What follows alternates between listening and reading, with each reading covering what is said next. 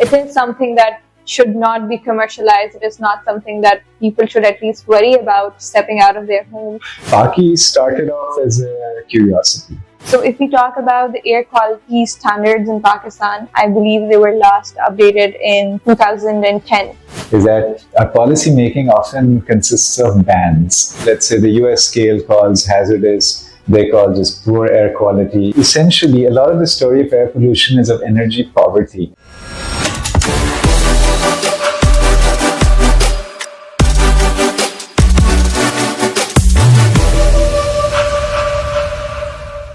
Hello and Assalamu Alaikum. Welcome back to DSG Podcast. Let's keep talking green. I am Aman Faz Khan. I welcome you all back to an episode of DSG Podcast. So today we're talking about the topic that I wanted to talk about since a long time. Being a resident of Lahore, seeing smog every year, it's inevitable we don't talk about the air quality that we have in Pakistan, which is alarming at the current rate and how we have seen it in the recent years. And in the middle of that all, we have seen an amazing initiative. We have been observing it, which is Pakistan Air Quality Initiative, the first of its kind in Pakistan. So today I have the honor of having Mr. Abid Omar with me, who is the founder of Pakistan Air Quality Initiative. He is also the director of Europeans, and I think he has done an amazing job in the air quality initiatives that are running in Pakistan. So we'll hop right into the episode and we'll talk about how the air quality systems can be managed more efficiently in Pakistan. So, hello Abid, how are you? Aman, thank you very much for having me on this podcast. It's great that you're talking about environment and climate change in your sector of energy, because these things, of course, influence energy consumption and use in Pakistan. Exactly. But I am fine, and today we are sitting here just before Independence Day, and we were looking at the air quality, and surprisingly, the air is not bad. Yeah. Lahore is only at number 5 with 99 AQI, which is very unusual for Lahore.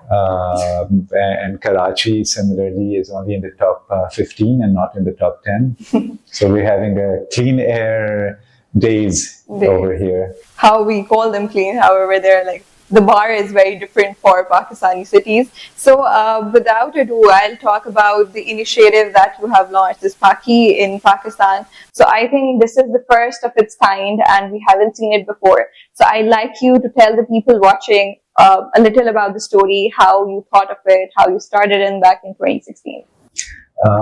PAQI started off as a curiosity. I just wanted to know what was in the air. Why is Lahore so foggy in the winter months? I don't remember Lahore being like that before. This story of the winter fog, where it's so polluted that you can't get out on the roads, traffic would be jammed, you wouldn't be able to make it to school, airplanes wouldn't be able to land. This is a recent phenomena. And I was thinking that where is it coming from? Is this man-made? And that curiosity led me to thinking about, well, first, of course, I did a Google search and nothing came up for Pakistan about air pollution. In fact, there were some reports on air pollution, but when I looked at them in detail, they were very outdated. I was looking in 2014, 2015, and the most recent reports I could find was a paper published in 1998 or another from 2008. These are academic papers talking about air pollution, but nothing recent, nothing current. So that led me to thinking that what if I just monitored the air myself, just to fulfill my own curiosity and to see what's happening. But I realized that I can't do that alone, because I don't want to do it just in one place in Lahore or in Karachi or in the major cities. We need to be nationwide, and we need to have multiple monitors in each city. And so I created the Pakistan Air Quality Initiative with that intention to develop this community.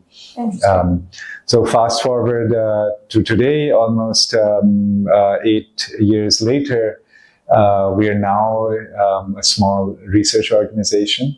So we were trying to build the evidence base of air pollution in Pakistan through data, to be able to identify what the solutions should be.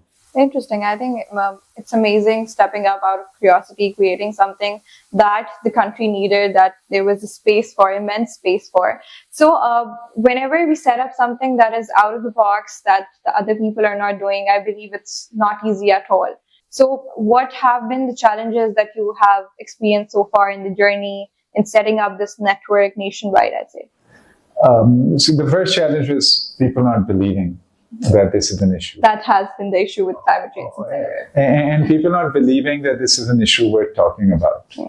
Because when you do something new, something unique, something for the first time, you have to prove that this is correct. Well, I knew that this was correct, and there are so many other proofs of these equipment. We are using what is called low-cost sensors, which cost about 1 lakh rupees versus what is called the most robust, state-of-the-art, gold standard equipment, which costs, instead of 1 lakh, it costs a couple of crore rupees. So, the price quantum is stark. Yeah. And with a couple of crores, as ordinary citizens, you can't install hundreds or thousands of monitors. That is in the jurisdiction of the government to do, as they are mandated to do with air quality. But because we're using these unique instruments, and they had just come out to the market back in 2016, we had to make the case. And this case was being made elsewhere, but the media, the Pakistani media, said that, okay, this is not really a story. We don't know what you're talking about. This Still, it's not a prime time news today. International media said that this is not news. They're like, yes, we agree with what you're saying. This makes sense, but it's not news until it's reaching the world's headlines. Yeah. And that is what happened in November 2017, when air pollution levels in Lahore were so high, where we recorded PM 2.5 levels exceeding 1,000 micrograms, was when major international publications took the story and published it as front page news. And I think that the news was that it's not just Beijing, which is the most polluted, and it's not just Delhi, but it's also Lahore has joined this esteemed club of the most polluted cities. Yeah. And after that, of course, there was an avalanche of media attention. And today, I believe that during the smog season, which lasts about 6 months, there's not a day when they don't talk about it. They don't talk about it, whether it's radio, print, television, social media. It's become a daily topic. Yeah. But that journey took a very long time and a lot of effort to get there. Yeah. And I think the issue has been that they have taken a very reactive approach to this air quality thing. Specifically, I would say that from a young Gen Z perspective, that the older generations didn't take it as a problem at hand. Maybe that's why today we stand at the point where it's irreversible. This is a story of typical governance problems in the developing world. I don't think Pakistan is unique in this story. We start off by denying there's a problem, which is what they did. They said these monitors are misleading. Until the problem is right in the face. And by the way, I believe it was 2018 or 19 that the US Embassy in Lahore and in Islamabad and other locations put up one of these very expensive regulatory grade monitoring stations. The government also said this is also wrong information. Okay. So we started off with denial that this problem doesn't exist. And the next phase of this was when the current Prime Minister at that time was the Chief Minister of Punjab, and he wrote a letter to his counterpart in India, in Delhi, and said the pollution is coming from Delhi. So, he said, let's work together in solving it, but, essentially saying that the pollution is coming from there. The current Chief Minister, by the way, has written, or at least wanted to write another letter saying exactly the same thing. I don't know what's happening, but so... Do you think that's the right approach to do so?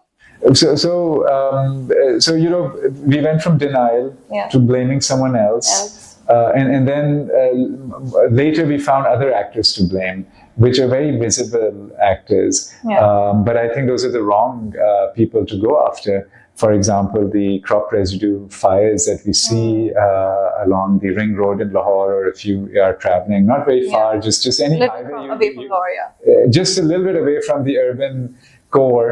You drive to Shekhupura, you'll see crop fires. You'll see them going to Faisalabad or further away to Multan. Yeah. But that only happens for about 2 weeks of the year. Yeah. So you're saying this 2-week problem is affecting the whole year. Is affecting the entire 6-month smog season. Another thing that they are rightly blaming is brick kilns, which do have a disproportionate contribution in Punjab. Yeah. But that being said, what about everything else, which is probably the bigger contributors? Yeah. What about transportation and industrial emissions and urban waste burning? So those have been overlooked.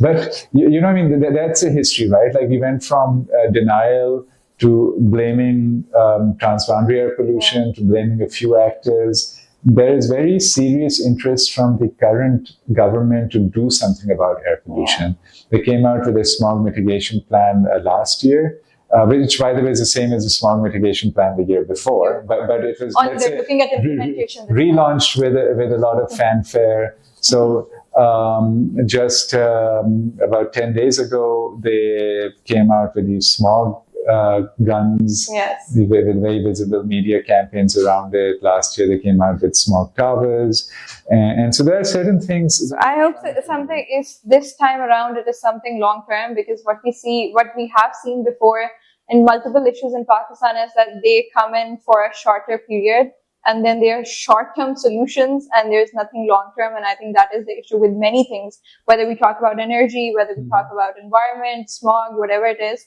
I hope this time around it's not a reactive approach, and it is something long-term that they're looking at. There lies the crux of the problem. Yeah. That the solutions, they're literally like tilting and windmills, which is, from Don Quixote, but these guns they have come out with to shoot away the pollution. Do you think that will be effective? I don't really think so, because... do you know that if they were to cover the entire city of Lahore, they will need to consume more water in 24 hours than the entire city of Lahore consumes in a day? They will need not tens of thousands of these small guns. They will need so many of these that we won't have space to walk around in the city anymore. I don't think so. It's a solution. It's rather much of an accessory that they're putting up there. I call this smog theater. Yeah. It's theatrical. I mean, it's something hilarious, in fact, that they're doing this. But it makes a very good optics, because, there are these huge trucks driving around. They're looking very beautiful. They're painted green and colorful, and they, shoot out this plume of spray from the back. So they look like something substantial. I'd give them the marks for marketing. But moving on from this, we have talked about what the issue has been, what the solutions have come up, but I'd like to talk more about the work that you guys are doing. So, you are looking at having an evidence, as you mentioned, for what's happening in the air scenario that we have at hand. So this data that we are now having because of the monitors that you put up, that we were planning to put up more. So what do you think could be a feasible, something that could be derived from this data? So do you think that there's something that the stakeholders, like the companies, that the government would do out of this data, or are we just looking at it and just seeing that this is happening and we're watching it? So first thing, what you do not measure, you cannot manage, right? Like we need to know what's in the air. Yeah. We need to have the data. We need to have the numbers. And that's phase one. Mm-hmm. And we've already achieved phase one, I would say, because you don't need a lot of monitors to know that air pollution is a problem. Yeah. I mean, you just need one in a city, and after you have the one, you just need the second one to make sure that the first one is telling the right thing. And after that, of course, you can get more localized information by having in a city of like Lahore, like a monitor in every district, every neighborhood. You can have not just hundreds of them, but maybe thousands of them, which makes a more effective data, right? So with this data, you're able to also judge the effect of any policy making, right? Like, I mean, these numbers aren't lying. You will know immediately, okay, this smog gun that's been deployed, or the smog tower, you turn it on and let's look at the air quality that day. Is it reduced? Has it made a measurable impact or not? But that's only phase one of that data. And the more important is the next phase. Like we have this report here, which we've launched recently for Karachi, and you can see this heat map of emissions. So our data is helping provide this modeling, as well as other sources of information, such as satellite-based data, such as data on traffic, how many cars are on the road, what kind of fuel mix they're using, what kind of cars there are, how many industries are there, what are the power energy sources those industries are using, is it a polluting industry, is the influence of airports, and in Karachi in particular, the two seaports, urban waste burning. So you take all of these things and you put it into this model, and then this is what's called an emissions inventory. Yes. And this gives you an emission signature of what the hotspots are in the city. Yeah. And you can see where right to tap in. So here for Karachi, you can see immediately where we're sitting, that Korangi industrial area is a hotspot. Site is a hotspot, but a huge hotspot is the Karachi port, and off this chart is Port Qasim. This is the Federal B industrial area. So these are all hotspots, right? Yeah. And so it tells you what we need to target. Yeah. So for Karachi, it's industry. For Lahore, we know it's also brick kilns. It's a major contributor. It's also transportation. For Islamabad, it's different. For Peshawar, it's different. So each city has a different emission signature. So that is phase 2 of the data. Now, the more the data, the better the data, the better you're able to target your interventions. Okay. And phase 3, where we haven't started work on, is exactly what steps should you do, right? Like, should we... You're telling the people what steps they should do? We want to create the evidence base so that we can define the steps based on science and not on drawing room conversations. Okay. So as an example, they say, okay, we should put EV buses in Lahore, and that's happening, right? Like there's over 1,000 buses coming. Okay, but what is the impact of those 1,000 buses in reducing the air quality? And if you're spending $100 million on those buses, is that the most effective use of that money in a developing country like Pakistan, where you have issues of poverty and like the developmental stages that this country has to go through? So I mean, I don't know. I'm not giving you that answer to say is that right or wrong, but you need to have studies to say what needs to be done.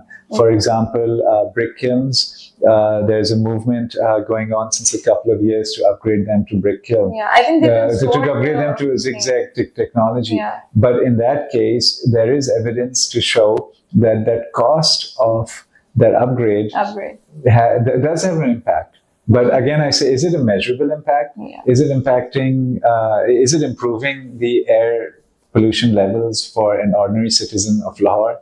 No, it's not. So what if we think more radically and more transformatively, and maybe we don't even have to spend that kind of money. Some of the solutions are much cheaper. I give you an example. And these are not, these are real world examples. In Mexico City, in the 1990s, when they wanted to improve air quality and reduce air pollution levels, one of the major things they did was it changed the timings of traffic lights so that the traffic flows smoother. And they removed potholes and other obstacles on the roads. And that intervention is not going to cost you a lot of money. Exactly. Right? And I think that majorly needs to be done in Karachi. And in Karachi, it's like driving around in a war zone. Yeah. There are no roads, there are no lanes, there are no signals. Well, and the roads are all broken and torn down, and and what's supposed to be one of the more organized areas of the city, DHA. I mean, you can't drive there. Like it's just ditches everywhere and potholes everywhere. Exactly. So that is something interesting, and we look forward to seeing how these steps and these phases come into, and what needs to be appreciated that at least you guys are in phase 1, you are building the evidence for whatever needs to be done in this respect. So there's also another thing that I wanted to ask you, as you have researched a lot on it. So if we talk about the air quality standards in Pakistan, I believe they were last updated in 2010. So, what's your take on that? Do you think that we are up to date? Do you think we are talking enough about them? Is the public much aware of what the standards are, what they need to be? Pakistan has all the laws in place for environmental regulation, for ambient air quality. I don't think it's a problem of what the targets for these standards are. We're not meeting them in any case, right? We're not meeting Pakistan's own targets. Yes, it should be harmonized with international norms or with World Health Organization guidelines, which are based on health impacts. Yeah. And there are interim targets that they could do, like the World Health Organization target value for PM 2.5. And essentially, they're saying that there's no level of PM 2.5 which is safe, but they say you should target an annual average of 5. But an interim target could be of 75. Okay. At the moment, the annual average in Lahore is 115. Okay. The government's own numbers are showing, I believe, 108. So we are so many. The standards are in place, we're just not complying to them. So we should harmonize the standards, yes, but we need to work more on the solutions at this point in time. Exactly. So talking about the solutions. But Sindh, by the way, they when in the environment became a provincial subject and no longer a federal subject, Sindh relaxed its targets. Unlike other places. So Sindh's targets are much more, say, relaxed than Punjab's or the Islamabad areas. But that being said, nobody's getting close to meeting those targets.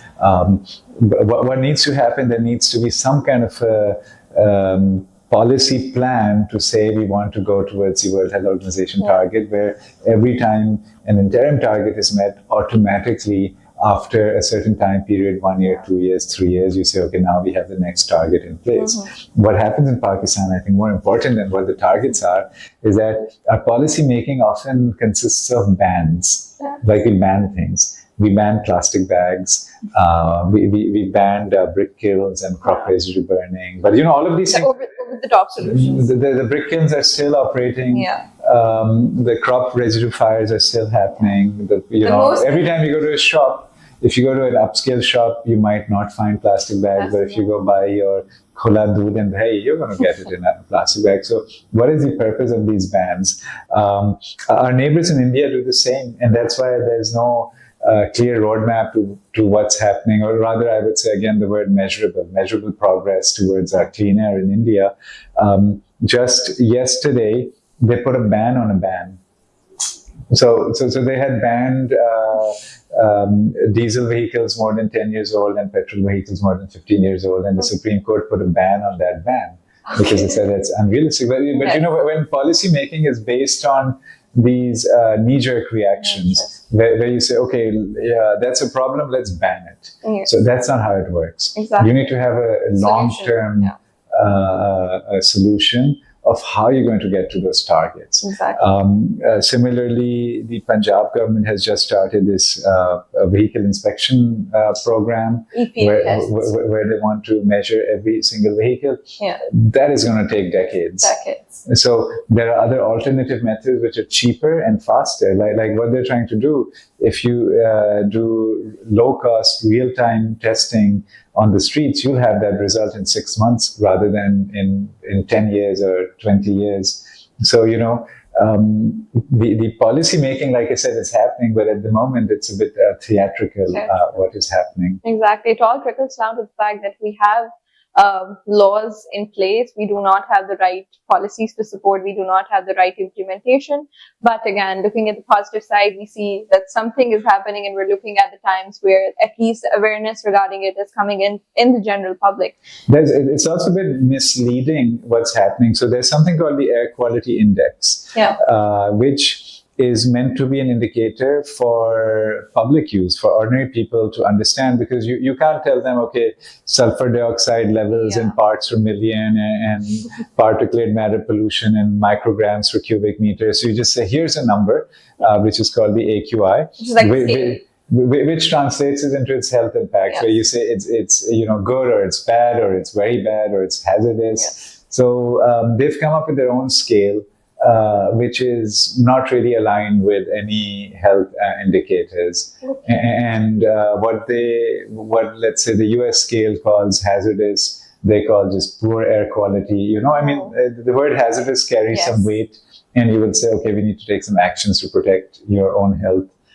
Put on a mask, run air purifiers. But when you say it's poor, you're like, okay, yes, it was good today, it's pure, poor. 19-20 ka hi farak hai. So the AQI is something that needs to be more seriously looked at. Taken. Yeah, I think it's just the sugar coating of a very serious problem at hand. So yeah, I think you should go for the relevant, authentic sources for actually monitoring it. So talking about the aspect that we've talked about the problem, we've talked about what needs to be done by the government and by the policymakers, by the stakeholders.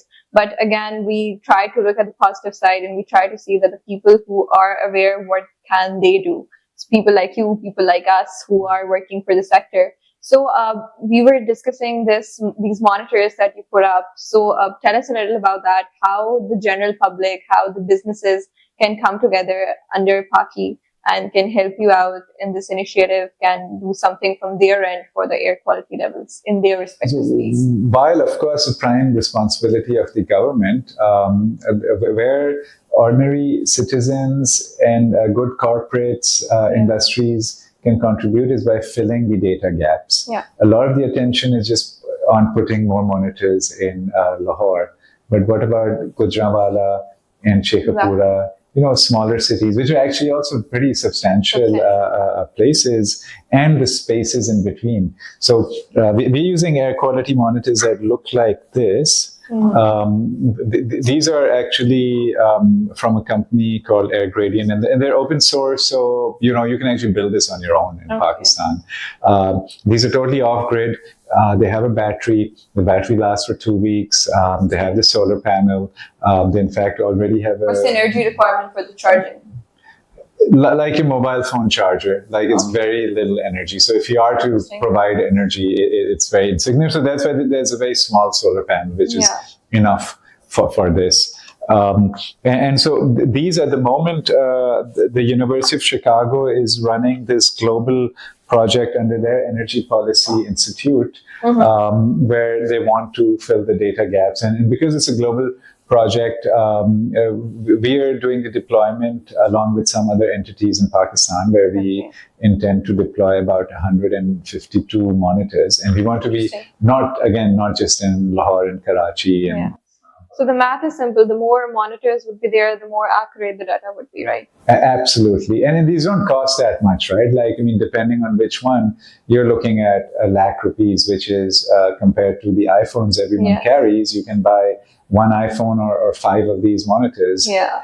But you'll be doing a public service. And the data is super important, right? Like, when you wake up in the morning in the winter in Lahore or in Multan or, these other cities, like that can help you decide, should I send my children to school? Or if I do, should I make sure they wear masks? Should I be extra careful for my elderly? Hamare gharon mein aksar grandparents are part of the family unit. Should we advise them, please stay inside and keep the windows closed and run an air purifier? So this data helps inform that. And the more localized it is, the better actions you can take yourself, but as well as helping us and other research organizations and the government have a better evidence base. I think it's amazing, and this is something that is very doable for many businesses that we see across Pakistan and should be done, because we see every day the number of diseases increasing. Looking at a few years back, I don't think so we were that much affected by the air we breathe in that we're now. So for the people watching, if you're someone who'd be interested in putting this up, we'd be happy to help you guys connect with PAQI, and you can also connect with them yourself as well. And I think it's an amazing initiative that everybody should take. So looking at the solar panel on the plate reminds me of my next question, which would be that we, being a clean energy, talking about clean energy, installing clean energy. So I'd also love to ask that, what do you think is the impact of the energy mix in Pakistan? Like, how do you think that we need to inculcate more and more renewables and something which is good for the air that we breathe in? So the topic of energy, because essentially a lot of the story of air pollution is of energy poverty. Yes. We talk and focus a lot on outdoor and ambient air pollution, Yeah. but indoor air pollution is also a big hazard, where the majority of households across Pakistan, they do not have gas connections, they cannot afford LPG, so they're burning biomass, cow dung, etc., in their home for cooking. And so I mean, and these are usually mothers. Usually, their young children around them, and these are very, a susceptible category. So they're being affected in the with ways air that we pollution. don't know of. So at the same time, Pakistan's energy mix compared to the global north is a very healthy and positive mix, where we have almost negligible coal power. About up to 50% comes from hydropower. But more interestingly, like I always used to think, okay, the ultimate solution to air pollution is that you need renewable energy, you need electric vehicles. All of a sudden, those things are coming to Pakistan like a tsunami. In the first quarter of 2025, we imported 22 gigawatts of photovoltaic solar panels. Exactly. And last year, we're the top 3 importer in the world. Importers, like in the sense, right after China, look at India, which is a country with a population 7 times more, but their imports of solar power are 7 times less than us as an overall figure, right? Like this 22 gigawatts is a tremendous figure. So there's this quiet and silent energy revolution happening in Pakistan. Solar is very much there, and it's not the utility and grid connected solar. It is happening in microgrids. Small houses are putting solar. Rural areas are totally going on solar. So villages. Similarly, industries are putting up megawatts and megawatts of solar. I believe DSG has crossed 600 megawatts of installed solar capacity across Pakistan. And you're just one of the companies and hundreds of companies doing this across Pakistan. And in Karachi, on the outskirts of Karachi, Nooriabad, which is an industrial area, it's also in the wind corridor. So you have a lot of industry there, setting up industries which are totally off-grid. But by off-grid, I don't mean they have their own coal and gas generation. They're going on wind and solar and battery storage systems. I think it's amazing that finally, at least, there's one step in the right direction that the country is taking. And this step is not driven by policy. Yes, there is a bit of policy, but during the pandemic, where there was an incentive to install solar on the industrial scale, where low-cost financing was available. So that did get some solar imports in. But what has triggered it is the economic case, where solar panel prices have reduced to unprecedented levels, and the reduction is continuing, as the reduction is now being seen in the electricity prices in Pakistan are increasing. Where you're looking at for a net metered or a industrial connection where you're consuming all of your solar generation, 1.5 year payback at most.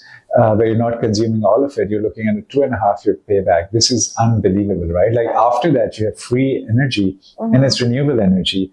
So that is happening. But bringing back air pollution, you're reducing your solar generation capacity by 11.5% because of pollution levels. So if we clean up air pollution, we're going to get a 11.5 increase in the generation of solar. And so, it's a big co-benefit of what is happening. If we are, the more the renewable energy, the less the pollution that's coming out. And the less the pollution, the more the effective the generation. Is. I think it's good that finally the change is coming in. But again, it's a circle that we go back in, that the air somehow needs to be clean. It is something that should not be commercialized. It is not something that people should at least worry about stepping out of their home. It's a very basic necessity, and I look forward to the times when we would have better policies for it. We would have more initiatives, good on-ground initiatives for that. So thank you so much for joining today. And my last question would be that if you have any message for the people watching of something that they can do in their everyday life to help the country fight this air quality crisis that the country have, and especially in some months of the year. So anything that you'd like to share with the audience? Don't give up. My air quality story is almost a 10-year-old story now, but you have to keep fighting and fighting for the betterment of the environment, of our society, and eventually it does make a difference. Help us by installing more air quality monitors. Also, you can help us by spreading awareness and talking about it. And finally, don't give up on Pakistan. There's an amazing transformation happening. It's a transformation that is underreported and not yet fully appreciated because it's happening today. And it's so new and it's so fresh. And it is this energy transition that is going on of renewable energy, of solar photovoltaics, of wind power. Pakistan's energy landscape is going through transformation. So, and once the transformation is done, our energy prices are going to be different, our cost structure is going to be different, our exports will grow, it'll give us reach to new markets, having renewable energy, carbon trading, particulate matter pollution trading, all of these things are factors that are going to help Pakistan a lot. Like Pakistan's moment is coming. Wonderful. I think it's a beautiful message. And as we say in DSG Podcast, that let's keep talking green. The more you'll talk about it, the more we'll come to a solution. We'll have a think tank. We'll have more people thinking on it. We'll have more people having a solution for it. So that is all. And thank you so much for joining us today. And thank you so much for tuning in. We'll be back with another episode next week. Thank you so much. Allah Hafiz.